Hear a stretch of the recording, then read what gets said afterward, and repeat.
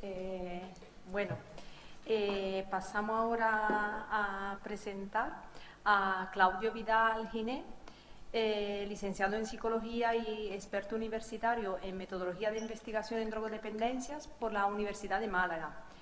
Desde el 2001 empezó su actividad profesional en el ámbito de las adicciones con la puesta en marcha de varios proyectos de reducción de riesgo y daño del consumo de alcohol, otras drogas y la conducción de vehículos.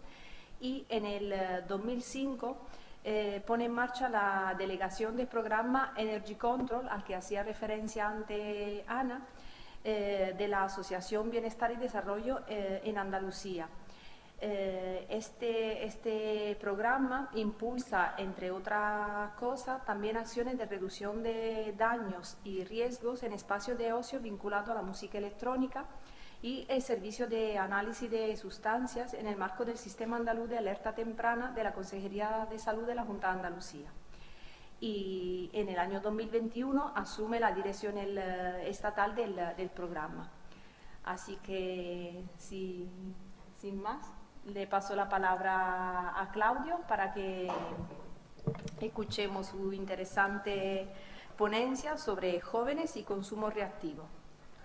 Bien, pues muchas gracias Enlace por la invitación, siempre es un placer venir y bueno, pues compartir un poco con vosotras y con vosotros pues también parte de nuestro trabajo y un poco pues poder también aportar, ¿no?, a este tema y sobre todo desde nuestra mirada, ¿no? Es decir, que el programa Energy Control, lo que hemos estado trabajando durante muchos años es poder tener una visión distinta sobre el consumo de drogas y bueno, pues poder también compartirlo, ¿no?, aquí.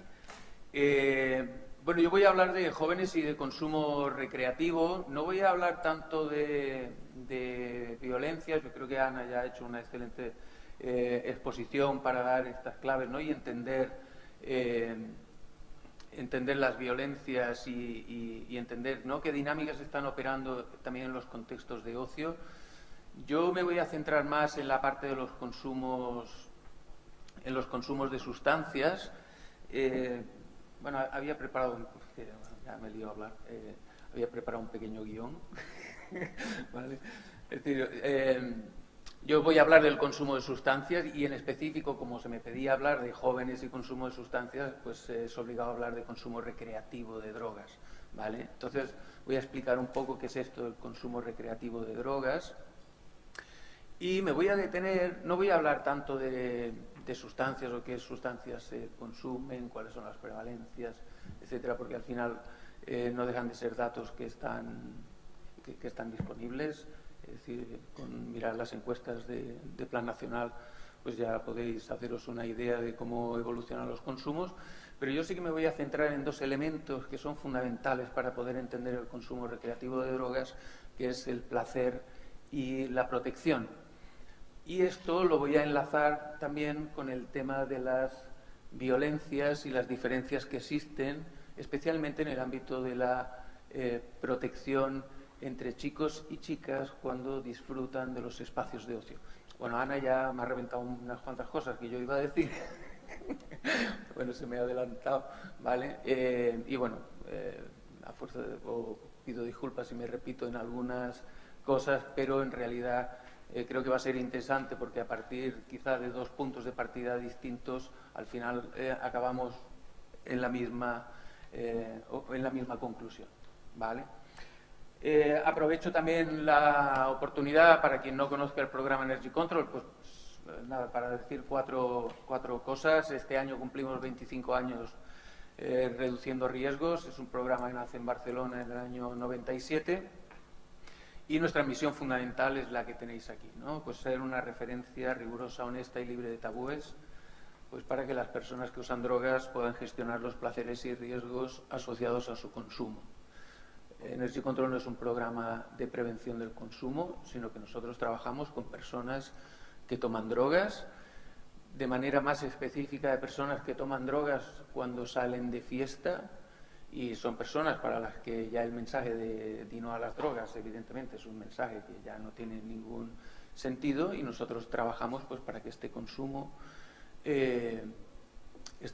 pues cumpla los objetivos que quieren estas personas que cumplan, ¿vale? Pero también con los menores riesgos posibles. Y para ello pues ofrecemos diferentes servicios, ¿no? Trabajamos en los propios momentos y lugares donde se producen esos consumos, y por lo tanto nos desplazamos a festivales, a fiestas rave, a discotecas, etcétera, pues para allí poder tener contacto con la gente, poder darles información, poder también asesorarles sobre cuestiones relativas al consumo en el propio momento y lugar en el que este se va a producir.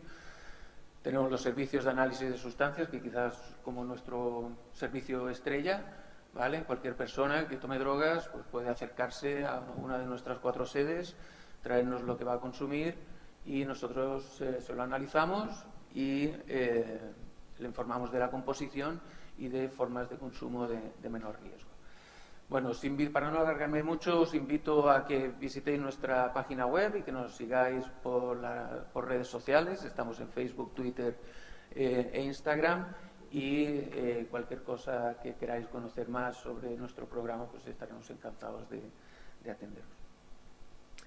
Y entrando en materia, mirad, yo voy a hablar de consumo recreativo, pero claro, antes de eso yo creo que es importante matizar, ¿no?, algunas cosas. Cuando hablamos de consumo de drogas, que en realidad hablamos poco de consumo de drogas, es decir, aquí se habla mucho de adicciones, drogodependencias, toxicomanías, etcétera, como si todo lo que tenga que ver con las drogas y su consumo pues sea un tema de adicción o sea un tema de problema, básicamente, ¿eh? Pero no, la realidad es que la gente toma drogas, consume drogas. Pero el consumo de drogas no es una cosa como homogénea, es decir, no todos los consumos de drogas son iguales, ¿vale? Es decir, hay personas pues que toman drogas pues con fines, vamos a poner, religiosos o incluso místicos, buscando, ¿no?, estados trascendentales. Pensemos, por ejemplo, en los consumos rituales, ¿no?, con ayahuasca, con peyote, etcétera, o con setas mágicas, etcétera, etcétera. Hay personas que toman drogas pues para aliviar determinados malestares, ¿no? Pues pueden tomar benzodiazepinas, pensemos en el cannabis medicinal. Y hay personas pues que toman drogas pues para divertirse, así de simple, vaya. Y es el consumo recreativo de drogas, o el consumo lúdico también podríamos entender. Y es un consumo de drogas, yo me voy a referir específicamente a este último tipo de consumo. No voy a hablar de consumos problemáticos ni de consumos terapéuticos, nada de eso. Yo voy a hablar de consumo recreativo, y es un consumo que está muy vinculado a los momentos y a los espacios de ocio, ¿no? Y evidentemente, es decir, si fuera en el lugar de trabajo pues no sería recreativo. En el trabajo, bueno, algunos nos lo pasamos bien y tenemos esa suerte trabajando, pero en general uno no se toman drogas en el trabajo para pasarlo bien en el trabajo. El consumo recreativo de drogas está muy vinculado a esos momentos y lugares de ocio, y esto se produce en el contexto de lo importante que es el ocio nocturno para la gente joven, especialmente los que ya, Ana nos ha llamado puretas, para los que ya somos puretas, el ocio nocturno fue importante, ¿no? Ahora llega el fin de semana y la verdad que solo quieres coger el sofá y poco más, ¿no? Pero cuando se es más joven, el ocio nocturno es un lugar de aprendizaje, es un lugar donde uno crece, conoce, vive, disfruta, y en ese contexto también se dan los consumos de drogas, ¿vale? Si yo os pidiera que levantarais la mano, ¿no? Decir, ¿alguien ha salido de fiesta alguna vez? A ver. Mayoritario, ¿no? ¿Conocéis a alguien que al salir de fiesta beba alcohol? Es por no invadir la intimidad, ¿O que fume porros? ¿O que tome cocaína? ¿Éxtasis? Speed, que bueno, ya vamos menos, ¿no? Es normal porque también son ya entrado a drogas más minoritas.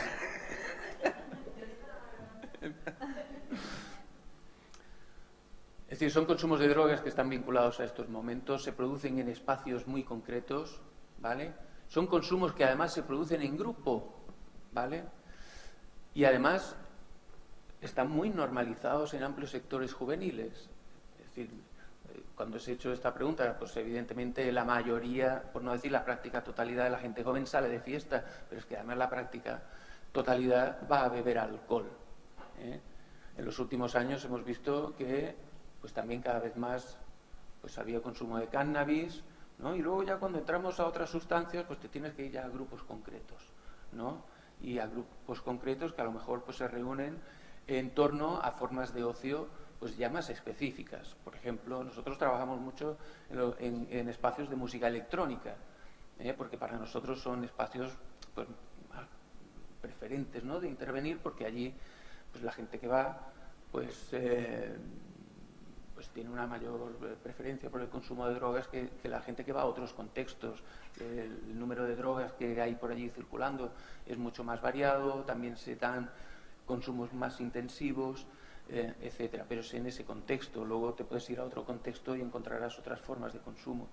Lo que sí une, ¿no? Y es común es que son contextos grupales. De hecho, cuando alguien sale solo y sale a drogarse, pues, uy, algo le pasa. Algo le pasa si tiene que salir solo y drogarse. Debe estar fatal.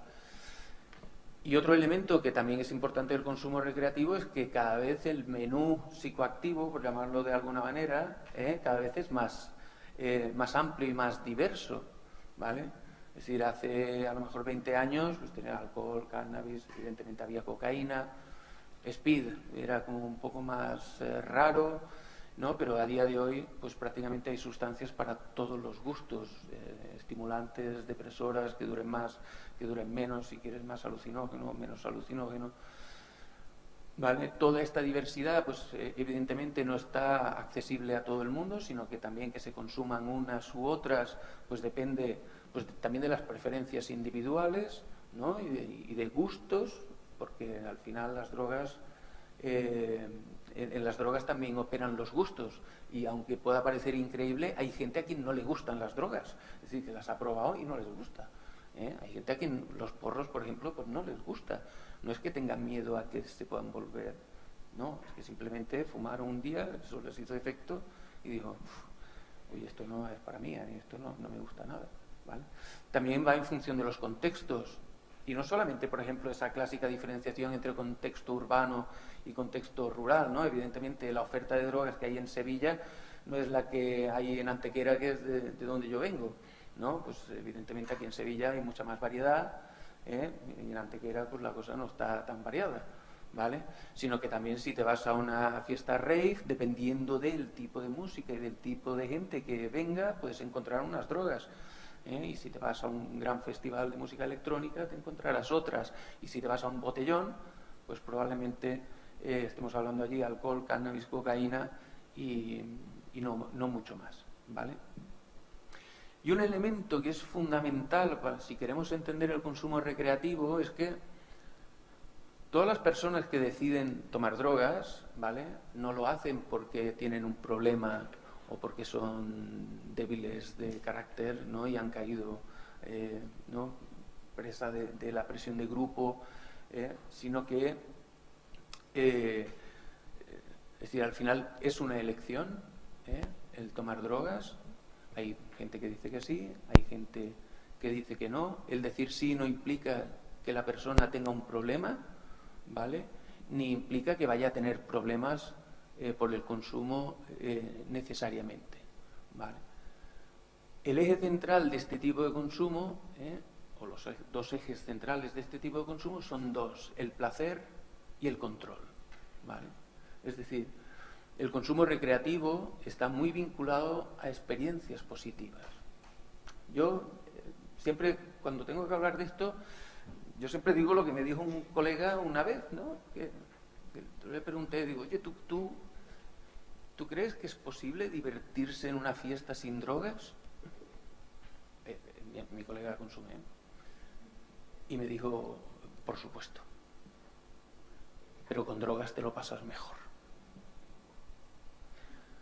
Pues yo lo siento, pero es que es verdad, ¿eh? Es verdad. Las drogas actúan como potenciadoras de la experiencia de ocio, ¿eh? Están al servicio de la experiencia de ocio, pero esta búsqueda de placer, ¿no? Ahora entraremos a ver esto un poco más en detalle. Esta búsqueda del placer, de estas experiencias positivas, ¿vale? No es un Sodoma y Gomorra y aquí vea, me dejo llevar y a lo que sea, sino que también se hace con control, ¿vale? De hecho, hay numerosos estudios que muestran, incluso estudios de la FAD, ¿eh? Es decir, que la FAD siempre la hemos tenido como muy, ¿no? Quizá con posiciones muy conservadoras, pero realmente luego en sus investigaciones también ha mostrado que cuando se sale de fiesta y se consumen drogas no todo vale, ¿eh? Es decir, sino que se ejerce un cierto control para asegurar que se consigue lo que se busca, ¿vale? Pero con el menor precio posible o con el menor impacto posible, ¿de acuerdo? Y estos son los dos ejes de los que os quiero hablar. El placer. Vaya. El placer, cuando hablamos de drogas y placer, o sea, el placer es el gran elefante en la habitación, ¿no? ¿Sabéis esa expresión qué significa, no? Es decir, un tema lo suficientemente grande, ¿no? E importante, pero que parece que nadie lo está viendo, ¿vale? Desde los años 80, afortunadamente cada vez más, aunque todavía queda mucho por recorrer, pues se está reivindicando el papel del placer para poder entender los consumos de drogas, ¿vale? Es decir, en el ámbito de la sexualidad pues es más que evidente, pero nos ha costado, ¿no? Colocar también al placer en su lugar, ¿eh? En el ámbito de los consumos de drogas, mientras no seamos capaces de reconocer esta esfera de placer, pues realmente solamente no es que no estemos viendo el elefante en la habitación, ¿eh? Sino que realmente estaríamos viendo la realidad solamente por uno de sus lados, ¿vale? Y esto, para los que nos dedicamos a la intervención directa, es fundamental, ¿vale? Si yo no soy capaz de reconocer ante una persona que toma drogas que las experiencias que está sintiendo les son placenteras, ¿qué credibilidad tengo yo? Esto lo tenemos muy claro con la educación sexual, ¿no? Es decir, si yo en la educación sexual solamente nos centramos en lo negativo, en los embarazos, las infecciones, no sé qué, no sé cuánto, pues los chavales nos van a mirar y nos van a decir, este tío de qué va, vaya, no sabe de la misa ni la mitad, ¿vale? Con los consumos de drogas ocurre lo mismo, ¿vale? Si no reconocemos que existe ese placer, difícilmente podemos entender los consumos recreativos de drogas. Y si no entendemos los consumos recreativos de drogas, difícilmente podremos abordarlos, ¿vale? Claro, hablar de placer también es hablar un poco en abstracto, ¿no? Porque también esto de placer es un elemento con bastante subjetividad, ¿vale? Hay un investigador australiano que se llama Cameron Duff, que durante unos cuantos años estuvo haciendo una serie de estudios en los que entrevistaba a personas pues, que tomaban drogas cuando salían de fiesta, ¿vale? Y intentó un poco ver esto del placer al final, cómo se articulaba en los relatos, ¿no? de las personas consumidoras. Y al final él encontró que este placer, ¿vale?, se articulaba en torno a tres elementos interrelacionados, ¿no? Por una parte estaba el placer en las prácticas, es decir, cuando tú sales de fiesta hay determinadas prácticas que son placenteras, ¿no? Y que están vinculadas también con el consumo. Te vas a un botellón, por no hablar de contextos más, ¿no?, que a lo mejor pueden ser más desconocidos, pero tú te vas a un botellón, te tomas 2 copas, se te empieza ¿no? Te empiezas a animar, el alcohol empieza a hacer su efecto y empiezas a contar chistes, a conocer gente, a hablar con unos, a hablar con otros, empiezas a socializar, ¿vale? El simple hecho de socializar ya es placentero. y en este caso está facilitado por el consumo de drogas. También hay otras prácticas que se potencian, ¿no?, y que resultan placenteras cuando el consumo de drogas está de por medio, como pueden ser las prácticas sexuales. Es decir, pues prácticas sexuales que bajo el efecto de determinadas sustancias son más placenteras, ¿no? Pues por ejemplo el MDMA con sus sentimientos de cercanía hacia la otra persona, la disminución de las barreras, etcétera, o simplemente el placer físico, ¿vale?, que es otro de los elementos. Es decir, hay sustancias que inducen estados físicos que son percibidos como placenteros, ¿no? Pues se eriza la piel, se pone la carne de gallina, ¿no? Una persona bajo los efectos del de MDMA, éxtasis, ¿no? Pues está todo el rato suspirando, suspirando, o incluso con LSD, pues hay sensaciones que son placenteras físicamente, ¿de acuerdo? Y luego está otro elemento del placer, que es el que tiene que ver con el espacio, ¿vale? Los espacios también se diseñan para que sean placenteros. Los puretas podemos ver, porque llevamos muchos años, ¿no? En los últimos años, por ejemplo, ha cambiado. No sé si habéis ido alguna vez de festival en verano. Habéis ido a festivales, ¿no? Cuando uno mira las promos de los festivales, las promos de los festivales cada vez se parecen más a los anuncios de coches. Cada vez se ve menos el festival. O se ve menos a los artistas. Los festivales ahora te venden experiencias. Igual que las marcas de coches te venden la experiencia de la conducción. No te venden un coche. Te venden la experiencia que vas a tener con ese coche. Los festivales hacen lo mismo, ¿vale? Y los festivales se montan, salvo excepciones, pero los festivales se montan para que la experiencia de ir a un festival sea lo más gratificante posible, ¿vale? Hay otros sitios en los que pues, se juega con la decoración, se juega con la oferta, se juega con un montón de elementos para hacer que los espacios sean placenteros, ¿vale? Y esto es fundamental entenderlo, porque si no, no podríamos entender por qué la gente toma drogas cuando sale de fiesta, y es porque realmente al final lo que activa son estos tres elementos que al final pues acaban produciendo experiencias que son valoradas muy positivamente y que, bueno, yo soy psicólogo y explican que uno luego quiera repetir, ¿no? Es decir, si sales de fiesta, te lo pasas guay, te has pegado un fiestón, porque pegarse el fiestón no solamente me he puesto hasta el culo, perdón, hasta arriba de drogas, sino es todas las cosas que he hecho, ¿de acuerdo? Y esa es la experiencia también del consumo recreativo. Pero, bueno, estoy yendo un poco rápido, pero este placer, ¿vale? No es un placer sin control y de venga, va, ¿no? Yo creo que también, antes os decía, ¿no?, que cuando se habla de drogas siempre se habla de adicciones, ¿no?, y de drogodependencias, se habla de todo eso.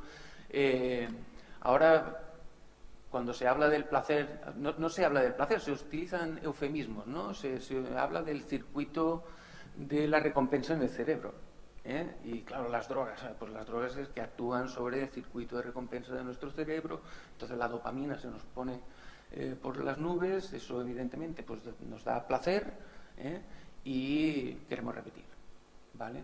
Bueno, es un reduccionismo muy importante. Al final también nos acaban diciendo es que, hombre, las personas que toman drogas es que en realidad tienen déficits en su lóbulo prefrontal que les impiden tomar decisiones, ¿vale? Y es otro gran argumento que existe. Si esto le juntas esa actuación sobre el circuito cerebral de la recompensa, ¿vale?, pues al final nos está trasladando la imagen del consumo de drogas como algo eminentemente negativo, y fuera del control de la persona. Claro, esto encaja luego con los discursos que, por ejemplo, se centran solamente en la adicción y que también al final han acabado conduciendo, estigmatizando a las personas que usan drogas, ¿vale?, porque son débiles, tienen defectos, etcétera, y que es eso lo que explica que hayan acabado teniendo problemas, no las condiciones, por ejemplo, en las que vivían, los traumas que han tenido, etcétera, etcétera, ¿vale? el consumo, esta búsqueda del placer, ¿vale? Y el consumo de drogas no es incompatible con la preocupación por la salud, ¿vale? Es decir, nadie quiere tener problemas, o sea, es que eso es como muy... Y nadie quiere tomar drogas y tener problemas. Lo que sabe muy bien quien toma drogas es que es posible tomar drogas, ¿vale? Reduciendo lo más posible la posibilidad de que los problemas aparezcan, ¿vale? Evidentemente no todo está bajo control de la persona porque hay elementos de riesgo en el consumo que no dependen tanto de la persona, ¿vale? Pero sí que hay otros elementos que pueden estar de la mano de la persona, el que el riesgo sea mayor o el riesgo sea menor. Además, cada vez tenemos un cuerpo de investigación mayor que nos dice que las personas que usan estrategias para reducir el riesgo, y no solamente que las usen, sino que además las usen con frecuencia, ¿vale? Tienen menos problemas, ¿vale? Tienen menos problemas. Por lo tanto, este uso de las estrategias, ¿vale? Pues al final lo que va es a preservar los placeres, ¿vale? Pero minimizando los riesgos en los que se incurre, ¿vale? Yo, bueno, normalmente es que tengo también que advertirlo, aunque yo esté hablando de placeres, placeres, placeres y placeres, es decir, en ningún momento quiero tampoco dar la imagen de que solo voy a hablar de los placeres. Es decir, el consumo de drogas conlleva sus riesgos, ¿de acuerdo? Sin embargo, la mirada hacia los riesgos hay que unirla a la mirada sobre los placeres, porque si no, no podemos entender el consumo de drogas, porque son dos elementos fundamentales, ¿vale? Y frente a los riesgos, las personas desarrollan o ponen en marcha estrategias de protección. De hecho, en inglés, nosotros hablamos de estrategias de reducción de riesgos, pero en inglés le llaman las estrategias conductuales de protección. Y se han trabajado mucho en relación al consumo de alcohol. Os traigo algunos ejemplos de estrategias aprovechando un estudio que hicimos el año pasado. Bueno, en realidad lo que estábamos buscando era ver cómo era el consumo bueno, era la fiesta y el consumo de alcohol y de otras drogas en el año posterior al confinamiento domiciliario, ¿vale? Porque, bueno, ese año pues ha sido como un año como muy atípico, ¿vale? Para todos, ¿no? Y para todas ha sido como una cosa como muy bestia, ¿vale? Y queríamos ver un poco, bueno, qué ha pasado con los consumos de drogas, ¿no?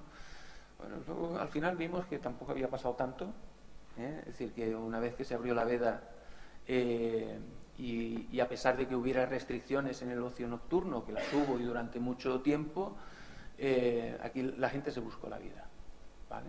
Se buscó la vida y hubo un desplazamiento muy grande del ocio público al ocio privado, ¿vale? Incluso, pues no solamente, ¿no? Pues las reuniones en casa de colegas o de quien fuera, sino también incluso una cosa que nos salió, que nos llamó mucho la atención, las fiestas a través de videollamadas, ¿vale? Que aparecieron durante el confinamiento, ¿vale? Pero que luego hubo una parte que siguió manteniéndolas después del confinamiento, ¿vale?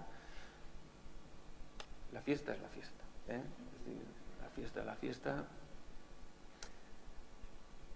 Bueno, mirad, en el marco de este estudio, pues también les preguntábamos, bueno, ¿qué estrategias has puesto en marcha, ¿no?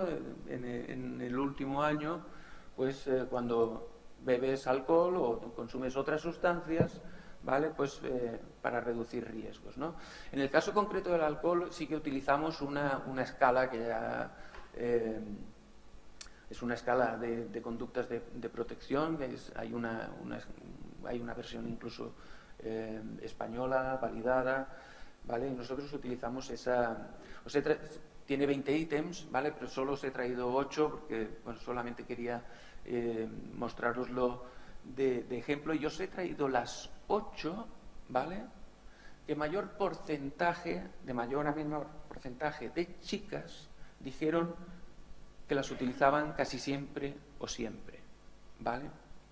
Como veréis, es decir, un hallazgo consistente, es decir, esto no solamente lo encontramos nosotros, sino que también lo han encontrado desde que se iniciaron este tipo de estudios, es que las chicas utilizan, o sea, hay más chicas que chicos que utilicen las estrategias y además las chicas las utilizan con mayor frecuencia. Y esto es un hallazgo que, al menos en el consumo de alcohol, es consistente, ¿vale?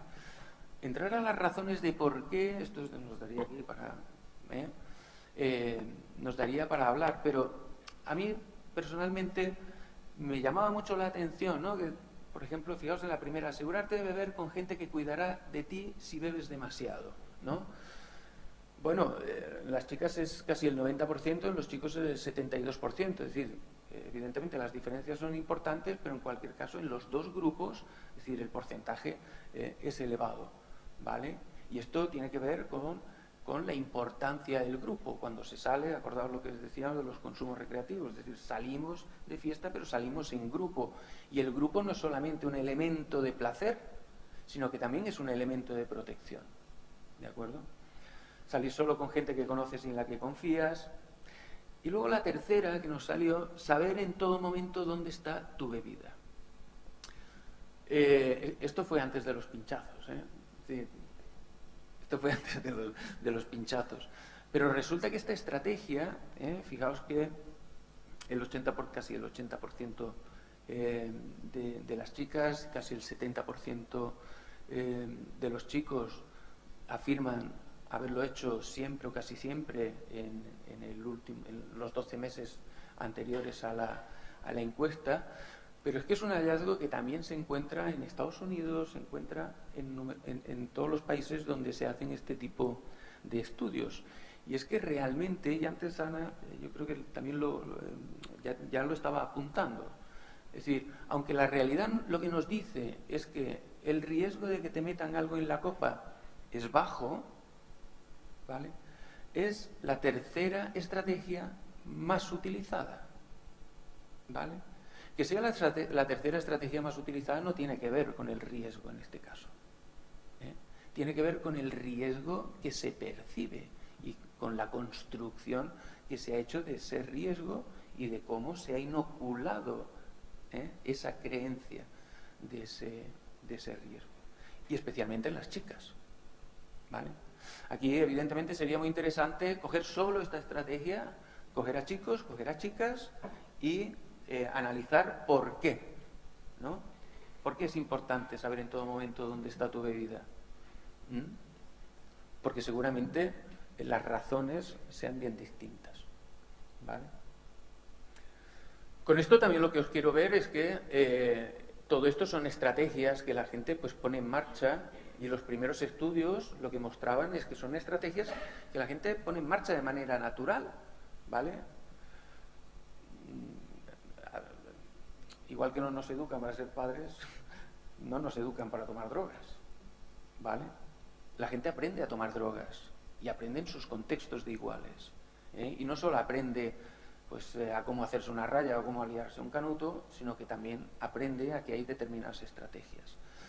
El problema está en que hay veces que esas estrategias pueden ser más útiles, pueden ser menos útiles, pueden ser más acertadas o incluso pueden ser muy poco acertadas porque incrementan los riesgos. Y esta es una parte del trabajo que, por ejemplo, Energy Control u otras organizaciones pues también intenta hacer, ¿no? Pues corregir este tipo de prácticas. Aquí tenéis, por ejemplo, en el caso del cannabis, ¿vale? De nuevo, pues ya cuando empezamos a hablar de otras sustancias, ya las diferencias entre chicos y chicas empiezan a diluirse, ¿vale? Pero aún así se siguen manteniendo en algunas importantes diferencias entre chicas y chicos, ¿vale? Pues, por ejemplo, no fumar si tienes que hacer algo que suponga correr riesgos por estar bajo su consumo, ¿no? Es decir, el 84% de chicas y el 69% de chicos, Es decir, frente a esa idea del consumo alocado, de la persona irresponsable, ¿no? Que ya si tomas drogas pues ya eres irresponsable, pues no, hay ese punto también de responsabilidad.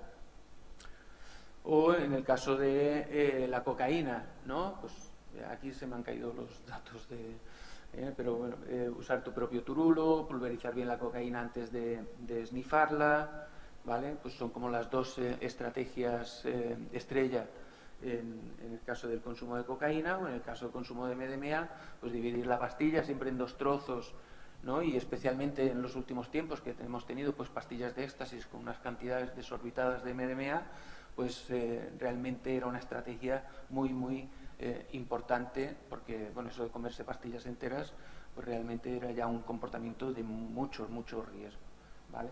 Beber algo de agua con regularidad cuando tomas MDMA, ¿no? O si no conoces la potencia, pues bueno, probar un poco, ver cómo va y a partir de ahí decidir. Esto, pues como digo, os lo muestro pues para que veáis, ¿no?, que en el consumo de drogas también está ese punto de protección. Y para ir terminando y enlazando con el tema también de las jornadas, y ya Ana pues también ha estado avanzando, aquí el tema está en que cuando hablamos de protección, las chicas siempre tienen que tener un plus más de protección, ¿vale? Siempre tienen que tener un plus más. En realidad, incluso ese plus, hasta que muchas veces hasta les exigimos la autoprotección, ¿vale? Lo que está claro es que no existe una participación igualitaria en los espacios de ocio, ¿vale? Cada vez hemos ido dando pasos y quizá, ¿no?, pues sí que hay un cierto cambio en las últimas décadas, pero realmente a día de hoy todavía no hay una participación igualitaria en los espacios, como tampoco lo hay en los consumos, ¿vale? Fijaos cómo ha aparecido, y especialmente desde el mes de agosto que salió el tema de los pinchazos, aunque ya se venía hablando, ¿no?, también desde hacía más tiempo, pero ahora la sumisión química es la nueva amenaza que tienen las chicas, ¿vale? Es la nueva amenaza. Y aunque el tema de las agresiones sexuales realmente es un problema real, muy real, en el caso de las agresiones sexuales facilitadas con o por drogas, ¿no?, podríamos discutir ahí, ¿vale? Realmente aquí se ha desenfocado el tema totalmente, ¿vale? Se ha desenfocado totalmente. Y también los medios de comunicación han tenido su papel. A nosotros nos gusta mucho meterle caña a los medios, porque realmente los medios ayudan a construir también realidades, no solo el lenguaje, sino que los medios de comunicación nos crean también realidades. Por ejemplo, el caso Burundanga. Es decir, el caso Burundanga es una cosa como muy...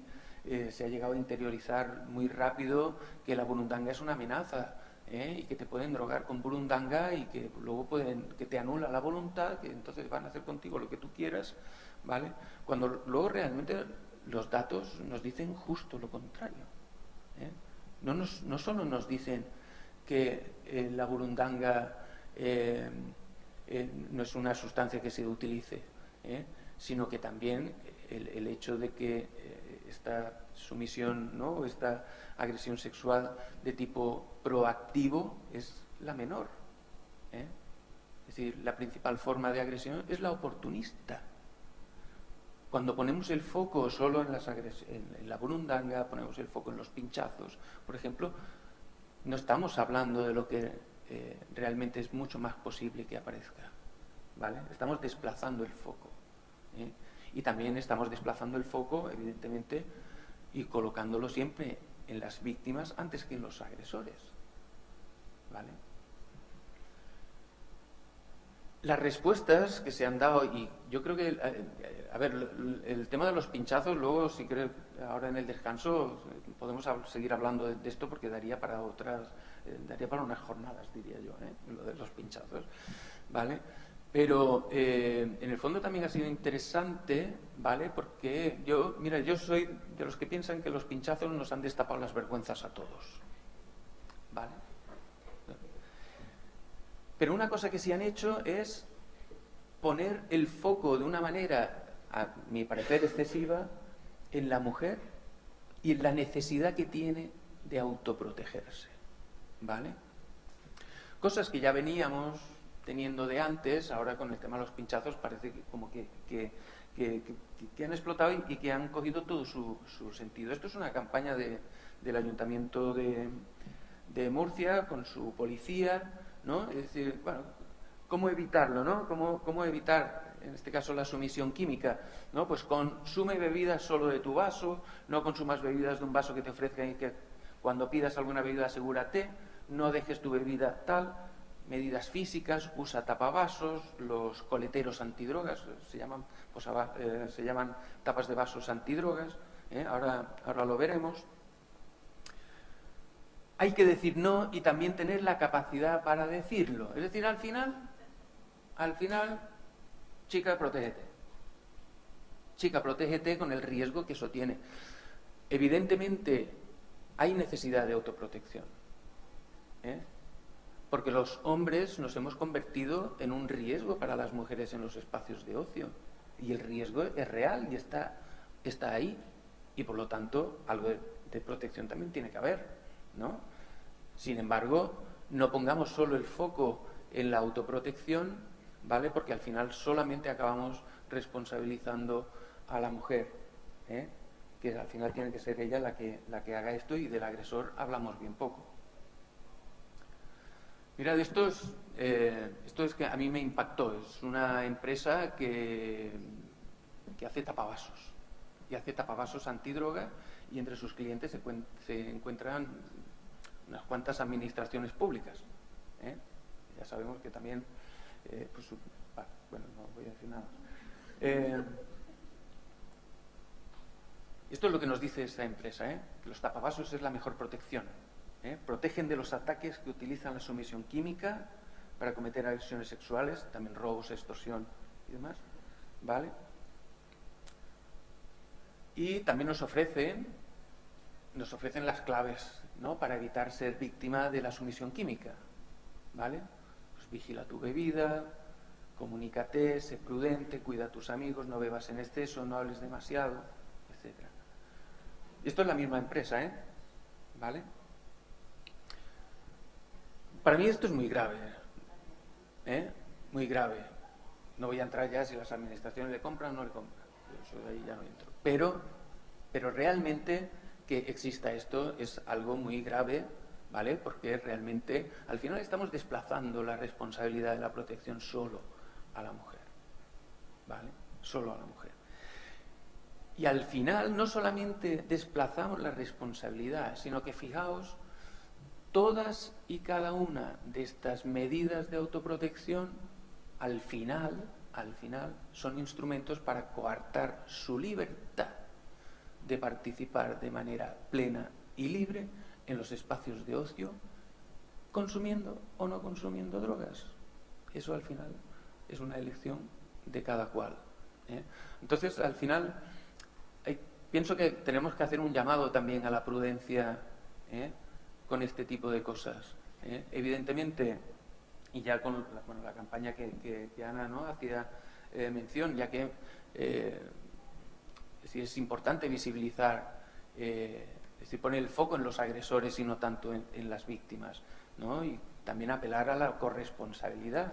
Es decir, que este tema es un tema que nos atañe a todo el mundo, no solamente es un tema que atañe a las mujeres, atañe a todo el mundo. Y por ir terminando, ¿vale? Sí, cuatro ideillas que quería que fueran a modo de conclusión. Lo primero, que el consumo recreativo es una actividad normalizada que se produce en la mayoría de las ocasiones en los contextos de fiesta, que tiene una fuerte vinculación al placer, pero con control, ¿vale? Aquí me ha parecido un anuncio de... Perdón. Las chicas se exponen a riesgos específicos que coartan su libertad de participar de manera plena en los espacios y en las actividades que en ellos se llevan a cabo. Pero a su vez, al poner más foco en ellas, al desplazar la responsabilidad en ellas y al seguir coartando su libertad, pues al final simplemente no estamos solucionando nada. Y más cuando nos está costando muchísimo poner el foco en los agresores y no tanto en las víctimas. Bueno, pues ya está. Muchas gracias.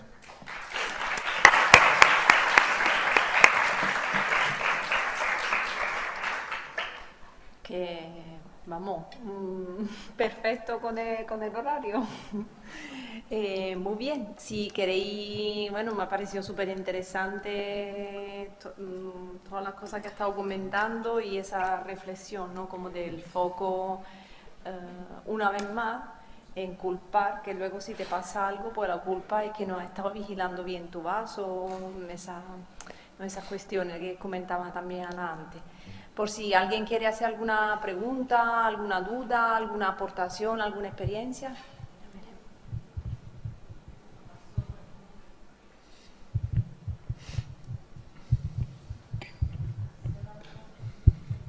Buenos días, se me oye bien. Tenía una observación un poco curiosa del tema de lo que es los estudios que has puesto a la hora de presentar el alcohol, el cannabis y todo, y me he dado cuenta de que hay siempre un mayor número de hombres que responden a las encuestas que mujeres. Y además luego se sigue también otro patrón que es que sale como más protección, bueno, no en todos los ítems claramente, pero en la mayoría de mujeres frente a hombres. ¿Qué clase de explicación, por ejemplo, cuando habéis visto en las conclusiones, porque eso todo el mundo que nos hemos dedicado nosotros, por ejemplo, que somos también psicólogos, sabemos que se le tiene que dar una explicación a esos resultados, aunque no sea exacta, a lo mejor simplemente de otros autores anteriores? Vosotros, cuando habéis hecho esos artículos, ¿qué explicación le habéis dado a esos resultados que habéis encontrado? Porque seguramente os ha llamado la atención igual que me ha llamado a mí. A ver, la explicación de por qué hay más hombres que mujeres que contestan, además a nuestras encuestas, es decir, es que esto es es un hallazgo que encontramos de manera sistemática, ¿vale? De manera sistemática o casi sistemática, y ha ido apareciendo en diferentes encuestas. Igual que en nuestros servicios, ¿vale? También son utilizados más por hombres que por mujeres, ¿vale? Y esto puede tener diferentes explicaciones, ¿vale? Puede tener diferentes explicaciones. En el caso de nuestros servicios, ¿vale? Sí que, por ejemplo, ¿no? Los servicios de análisis que ponemos, sobre todo en las fiestas, ¿vale? En festivales y demás. ¿Solamente vienen mujeres si vienen solas o vienen acompañadas de otras chicas? Como vengan con chicos, quien entra al servicio es el chico, ¿vale?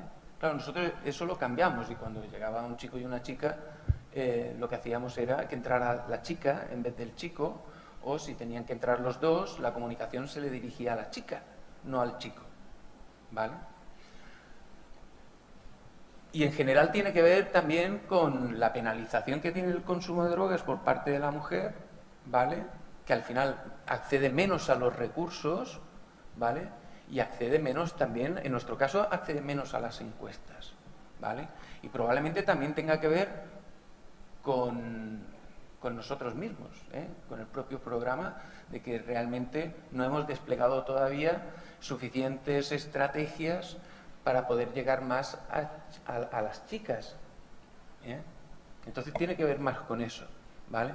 Luego, si en el caso del alcohol era más 50-50, ¿vale? En el caso del cannabis y en caso de cocaína o MDMA, es que ya también las estadísticas lo que nos dicen es que la proporción de chicos con respecto a la de chicas es mucho más alta, ¿vale? Es decir, son consumos mucho más hechos por hombres que por mujeres, ¿vale? Y eso también podría explicar esas diferencias. Entonces, la explicación que tú, por ejemplo, le darías sería una explicación mucho más de roles de género que de otra clase de explicación, como por ejemplo, imagínate que existiera algún tipo de dimorfismo neurológico a la hora de la afectación de drogas o nada. ¿Funcionaría más o menos el circuito igual en un hombre que en una mujer?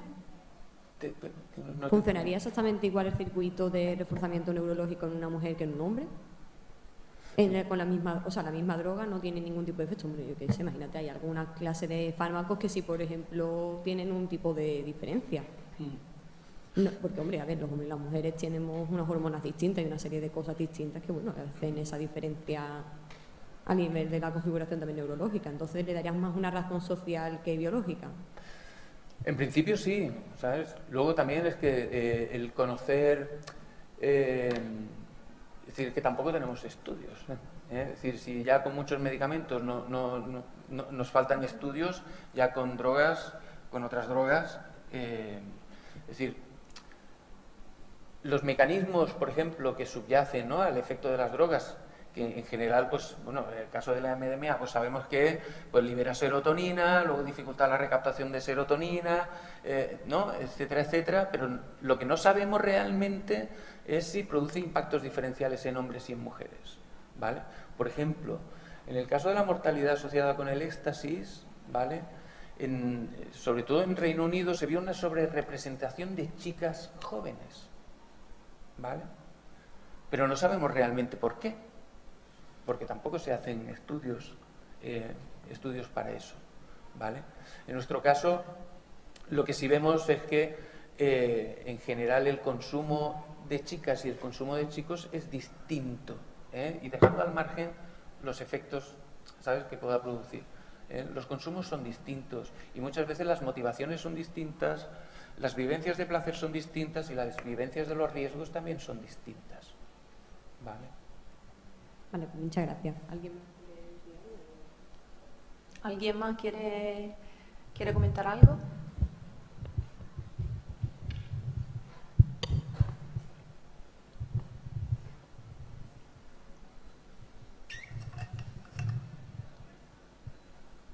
Parece que no, ¿no?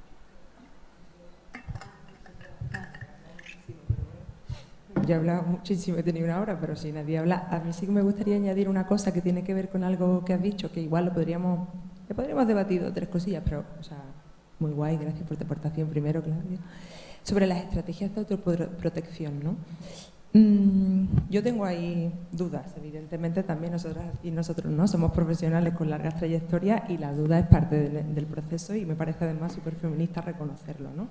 Y que tenemos ahí algunas preguntas que nos seguimos haciendo. A mí me sirve mucho una definición que hace una profesora de autodefensa feminista de Euskal Herria, que se llama Maitane Monroy, y ella diferencia, cuando hablamos de terror sexual, ¿no?, de este mecanismo, de esta disciplina, de disciplinamiento de los cuerpos de las mujeres en el espacio público, ella habla de una diferencia entre el terror y el miedo. El terror bloquearía, paralizaría, nos relegaría al espacio doméstico y el miedo es una estrategia natural del organismo para protegernos, ¿no? Lo interesante, dice ella, no es perder el miedo, ¿sí? El miedo lo vamos a tener. Es cómo desarrollamos herramientas de gestión de ese miedo desde el empoderamiento y la autodefensa feminista, ¿sí? Y esto me sirve a mí para explicar o entender cómo las estrategias de autoprotección, según mi opinión, creo todavía ahí, no pueden ser difundidas desde la política pública, porque que no pueden ser difundidas desde la política pública, no puede ser un mandato, el protege tu bebida o no pases por esa calle. Que tú, como feminista, te organices con tus compañeras para tener estrategias de protección colectiva o de cuidado colectivo, o que decidas llevar spray pimienta en el bolso, ¿no?, porque es algo que te da seguridad, es muy diferente a que se nos dé unos mensajes que perpetúan esa alarma y ese terror. Bueno, yo creo que como que es una clave esta diferencia que nos puede ayudar a gestionar mejor el miedo sin miedo a caer en ese terror. El límite no es sencillo, ¿no? Pero bueno, creo que analíticamente es interesante, ¿no? Y claro, tú decías, hombre, también tiene que haber estrategias de autoprotección. No lo sé. Sí, no lo sé si tenemos que dar mensajes a las chicas que se autoprotejan o tienen que ser ellas mismas desde la autoorganización crítica, feminista y de base quienes generen y se inventen sus estrategias de autoprotección, ¿no? Entonces, bueno, ahí se me ha quedado eso ahí rondando y me apetecía contarlo y además porque esta diferenciación creo que nos puede ayudar. A mí me ayudó mucho cuando lo leí en un libro que os recomiendo un montón también de Samara Belce, se llama Yo sí te creo, cultura de la violación y el caso de San Fermines, que habla mucho, ¿no?, de todo el caso de la violación múltiple de Pamplona, ¿no?, y de cómo un hecho que había sido, que no era la primera vez que se daba, que la violencia sexual en los Sanfermines ha estado presente a lo largo de toda la historia, por qué ese caso se hizo paradigmático y qué mensajes se dieron, ¿no? Entonces es muy interesante y ella al final dice, ¿qué hacemos con el terror, ¿no? Y entrevista a algunas autoras y esto a mí me dio una clave para pensar, ¿no?, y para seguir dándole vueltas, así que espero que os aporte y os sirva a vosotras también.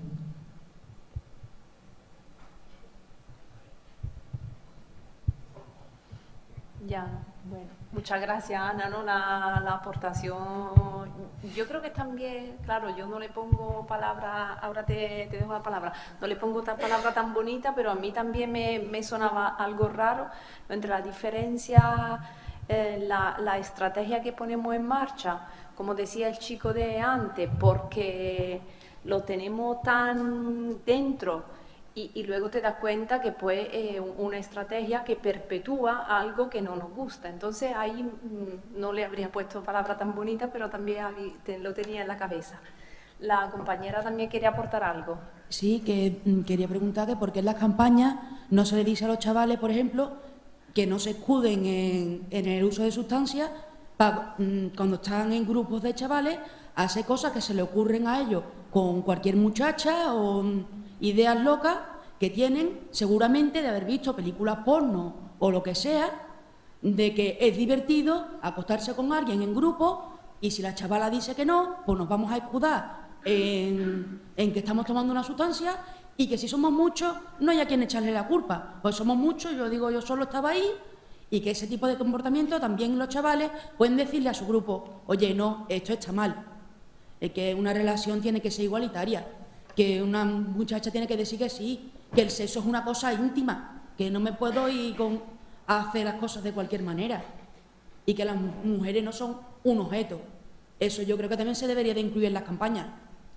Yo creo que desde ese punto de vista, por lo menos los chavales podrían tener su propia decisión, que no es el más machote el que más tía se va a ligar en la noche, y sobre todo eso, que ir en grupo a por una mujer no es de ser el más macho y el más mejor, que esa idea se debería de sacar de la cabeza, porque eso no se está diciendo en ninguna parte. Hasta ahí mi aportación, yo creo que se debería de hacer. A ver, totalmente de acuerdo, ¿eh? Es decir, y tanto Ana como yo creo que también lo hemos dicho, ¿no? Es decir, no hay que poner más el foco en la agresión, o sea, perdón, en el agresor, y con todo lo que eso implica, porque al final poner el foco en el agresor también significa poner en cuestión todo, ¿eh? Porque es mucho más fácil poner el foco en la mujer, sencillísimo, ¿eh? Incluso culpabilizarla, etcétera. Eso es lo fácil, ¿eh? Sí, no, claro. No, pero yo me refiero más en el ámbito global y, por ejemplo, ¿no? Pues cuando le pedimos a las administraciones públicas, ¿no? que realmente cambien.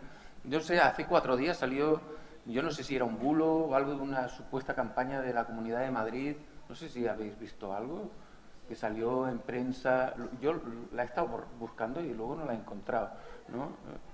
Que también era de ese tipo, ¿no? De, pues, vigila tu copa, la sumisión química es delito, no sé qué tal, pero al final era dirigida a la mujer, ¿vale? No al hombre.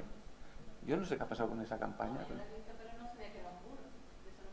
Es que, no, yo digo lo del bulo porque he estado llevo 2 días buscando y no he sido capaz de encontrarla de la fuente original. La he encontrado o en Público o en Twitter y tal, pero de la fuente original de Juventud de la Comunidad de Madrid no la he encontrado por ningún lado, ¿vale?